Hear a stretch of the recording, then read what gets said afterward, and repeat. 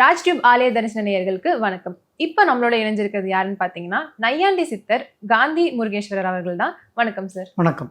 இந்த வீடியோல நம்ம என்ன பார்க்க போறோம்னா 2026க்கான புத்தாண்டு பலன்கள் எப்படி இருக்கு, ராசி பலன்கள் எப்படி இருக்குன்னு பார்க்க போறோம். இப்போ நம்ம மிதுனம் ராசி பத்தி தெரிஞ்சுக்க போறோம் சார். 2025ல மிதுனம் ராசிக்காரங்களுக்கு நிறைய கன்ஃபியூஷன் இருந்துச்சு. நல்லா இருக்குமா நல்லா இல்லையா, இந்த மாதிரி நிறைய குழப்பங்கள் இருந்துச்சு. 2026 அவங்களுக்கு எப்படி சார் இருக்கும்? 2025 மிதுன ராசிக்காரங்களுக்கு குழப்பத்திற்கான காரணம் என்னன்னா ஜென்ம குரு. அப்போ ஜென்ம குருனா ராமர் வனவாசம். எதுவுமே சரியாக நடக்காத ஒரு சூழ்நிலைகளை தொடர்ந்து கொடுத்துக்கிட்டே இருந்தது. மிதுன ராசிக்காரங்களை பொறுத்த வரைக்கும் அவங்க பர்ஃபெக்ஷன் கரெக்டாக பார்ப்பாங்க. அவங்க எந்த ஒரு காரியமாக இருந்தாலும் அவங்க மாதிரியே மற்றவங்க இருக்கணும்னு நினைக்கக்கூடிய ஒரு கேரக்டரு. அடுத்து அவங்க புதன் மாஸ்டர் ஆஃப் ஆல் சப்ஜெக்ட். அவங்களுக்கு தெரியாத விஷயங்களே இருக்காது. எப்பயுமே ஏதாவது ஒரு விஷயத்தில் தெரிஞ்சவங்க தான் ஒழுங்காக வேலையை பார்ப்பாங்க.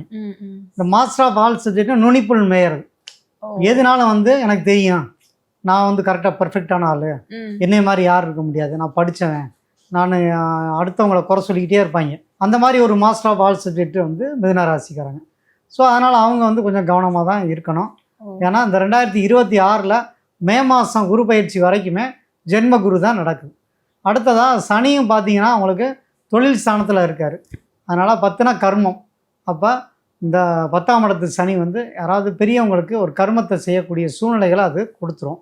அதனால் முடிஞ்ச அளவுக்கு இந்த மிதுன ராசிக்காரங்க ஒவ்வொன்றிலையும் பொறுமையாகவும் நிதானமாகவும் கவனமாக இருக்கிறது நல்லது. முதல் பாதி உங்களுக்கு சோதனைகளையும், அடுத்த வருடத்தின் 2வது பாதி அதிர்ஷ்டத்தையும் தரப்போகுது. அதிர்ஷ்டத்தை ஏன் தரப்போகுதுன்னா அந்த 2ஆம் இடத்துல இப்போ குரு பயிற்சி ஆகும். குரு பயிற்சியிலேருந்து அப்போ குரு உச்சம் பெறுவார். அப்போ அவங்களுக்கு குடும்பத்தில் ஒரு நன்மையான விஷயங்கள் நடக்கும். அதோட மனக்குழப்பங்கள் தீரும். குறிப்பாக திருவாதிரக்காரங்களுக்கு என்றைக்குமே ஒரு நல்ல நேரம் தான். ஏன்னா அவங்க எதையுமே சிந்தித்து செயல்படக்கூடியவங்க. யாருக்கு எப்படி மரியாதை தரணுங்கிறத அவங்கள்ட்ட தான் கற்றுக்கணும். அதனால் பொதுவாகவே இந்த திருவாதிரை நட்சத்திரத்துக்காங்க ராகுவோட நட்சத்திரம் வேறு. ஏன்னா நம்ம ராகுவை பற்றி தொடர்ந்து சொல்லிக்கிட்டே இருக்கோம். கற்பனைகள் அதிகமாக இருக்கும். அவங்கள எல்லாம் நமக்கு தெரியுங்கிற ஒரு மமதை இயல்பாகவே திருவாதிரைக்காரங்களுக்கு உண்டு. ஒன்று லொடலுடன் பேசுவாங்க, இல்லாட்டி அமைதியாகவே உம்முனே இருப்பாங்க. அது திருவாதிரை நட்சத்திரத்துக்காரங்க. அப்படி இருக்கிறவங்க எல்லாம் தெரிஞ்ச மாதிரியே மண்டகணமாக இருக்க மாதிரியே இருக்கும். ரொம்ப போய் நம்ம நெருங்கி பார்த்தாதான் ஐயா எனக்கு ஒன்றும் தெரியாதீங்கன்றாங்க. ஆனாலும் அதை ஒத்துக்கிட்டு நம்ம வாழ்க்கையில் வாழணும் அப்படிங்கிற எண்ணம் அவங்களுக்கு இருக்காது. மந்தத்தன்மையை ஏற்படுத்தும். அவங்களுக்கு திடீர் அதிர்ஷ்டம் அப்பப்போ கை கொடுக்கும். அதை நம்பி மட்டும் இருக்கக்கூடாது. ஆனால் அடுத்து 2ல் குரு போகிறது உங்களுக்கு நன்மை செய்ய வேண்டிய கட்டாயத்தில் இருக்குது. அதனால் இப்போ கல்வியில் இருக்கவங்களுக்கு ஒரு தடை இல்லாமல் கல்வி மேம்பாடு கண்டிப்பாக ஏற்படுத்தும். அரியர் வச்சுருக்கவங்களுக்கு பாஸ் பண்ணக்கூடிய யோகம் உண்டு. சின்ன குழந்தைகளுக்கு சேட்டைகள் பண்ணுறது கொஞ்சம் குறையும். இப்போ இவங்க பெர்ஃபெக்ஷனிஸ்ட்னு சொல்லிட்டீங்க. அதனால கல்யாணத்துலேயும் நிறையா பர்ஃபெக்டாக இருக்கணும் அப்படின்னு சொல்லிட்டு அதில் நிறைய பிரச்சனைகள் இருக்குது, முடிவெடுக்க முடியல. ஸோ இப்போ அவங்களோட கல்யாண வாழ்க்கையை பற்றி அவங்க மிதுன லக்னம் மிதுன ராசிக்காரங்க பொதுவாகவே அவங்க தன்னை அறிவாளியாக நினச்சிக்கிட்டு அதை விட கம்மியான ஆளத்தையும் தேர்ந்தெடுப்பாங்க. ஆனால் என்ன நினைப்பாங்க, அறிவாளியை கேட்குற மாதிரியே கேட்பாங்க.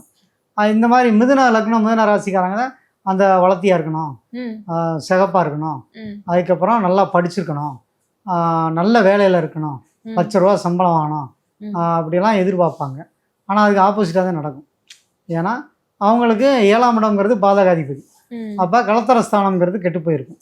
அப்போ மேக்சிமம் மிதுன ராசிக்காரங்களுக்கு ஹைட்டாக இருந்தால் குட்டையாகும், குட்டையாக இருந்தால் ஹைட்டான ஒரு கணவன் மனைவி தான் கிடைக்கக்கூடிய அமைப்புங்கிறது அவங்களுக்கு உண்டு. இந்த திருமண நேரம் அப்படிங்கிறனால கொஞ்சம் தாமதமாக தான் இவ்வளோ நாள் இருந்தது.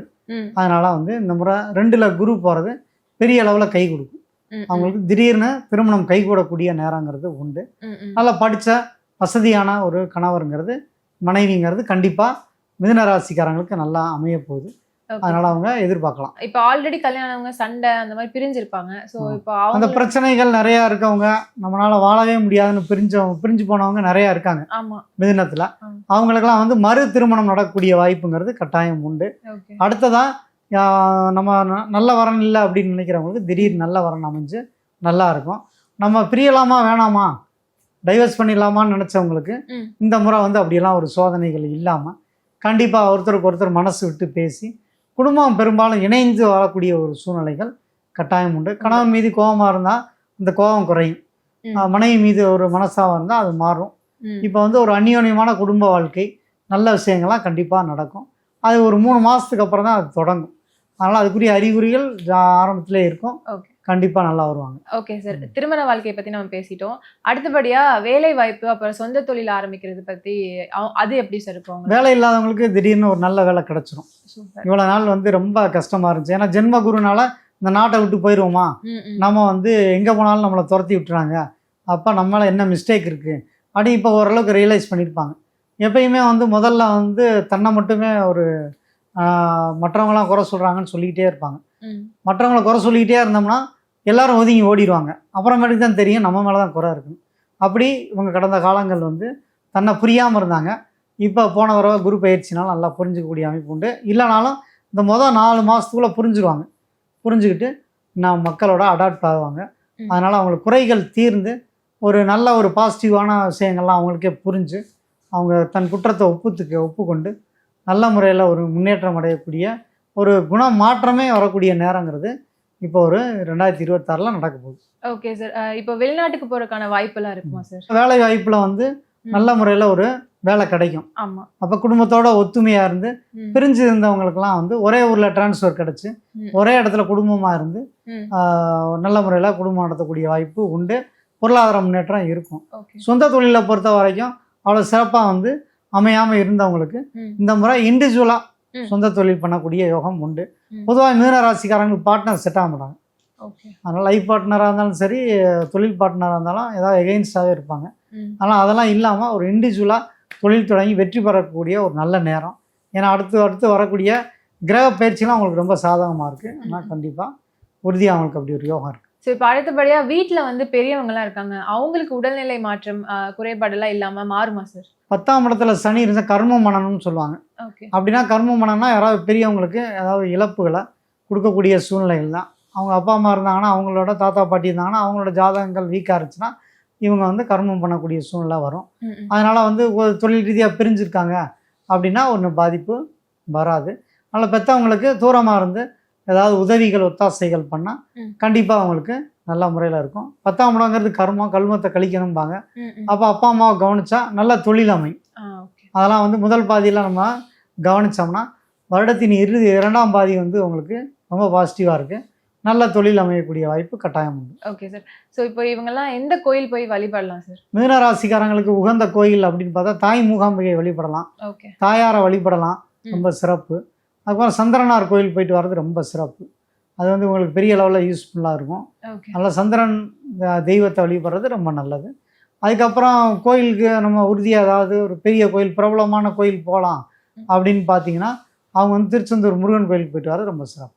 Okay sir. இதெல்லாம் ஃபாலோ பண்ணாங்கன்னா தெய்வ வழிபாடுகள் அவங்களுக்கு ஓரளவுக்கு நல்ல பலன்கள் கிடைக்கும். ஓகே. 2026 மிதுன ராசி நேயர்களுக்கு நல்ல பலன்கள் எத்தனை சதவீதம் இருக்குது சார்? அவங்கள பொறுத்த வரைக்கும் ஒரு 65% வந்து அவங்களுக்கு நன்மைகள் கட்டாயம் இருக்கும். ஓகே. அதனால் இவங்க நல்லா எஃபர்ட் போட்டாங்கன்னா 75-80 ஆக்கலாம்.